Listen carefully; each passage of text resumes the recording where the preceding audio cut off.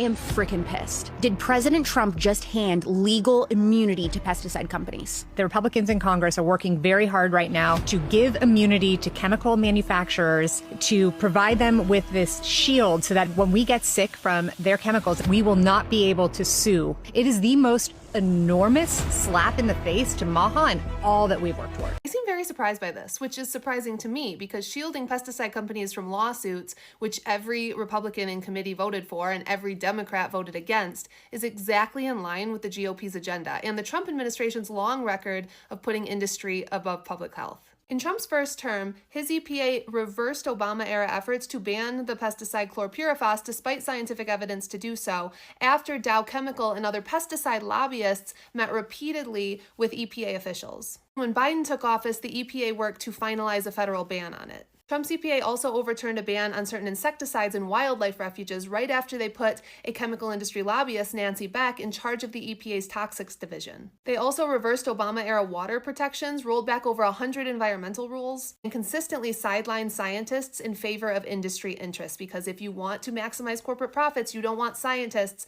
telling you when things can be harmful. Biden took over, his administration moved to reverse many of those rollbacks. His EPA issued new Clean Air Act rules to cut emissions from over 200 chemical plants, which was expected to decrease cancer risk in those communities by up to 96%.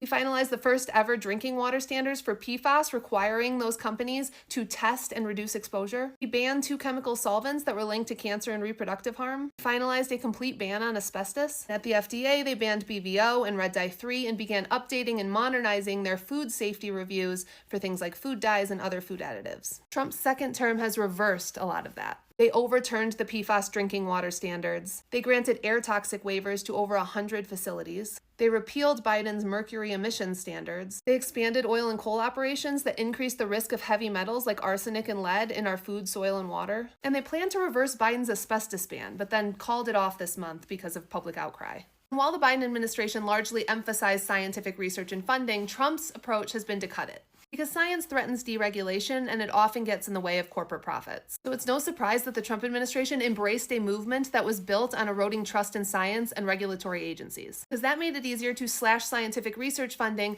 gut public health infrastructure, cut the EPA's budget by 23%, and eliminate its scientific research arm, which is the very division that is responsible for assessing chemical risks. And they could do it with the vocal support of people who were completely misled about what's actually happening. This pesticide shield move should not be shocking. It's one of the least surprising moves if you paid any attention to the Trump administration's policies. Trump ran on a pro-industry, anti-regulation platform. In the 23-24 cycle alone, the chemical sector, which includes pesticide companies, gave more than twice as much to Republican candidates than it did to Democrats through PAC contributions. The Republican Party gladly capitalized on the MAHA movement to win votes, but that was always strategic, not sincere. And the people in this movement who are paying attention will continue to be disappointed, because this was never about improving the food supply or improving public health. It was about winning votes so that they could push through their pro-industry, anti-science, deregulatory agenda that serves industry profits.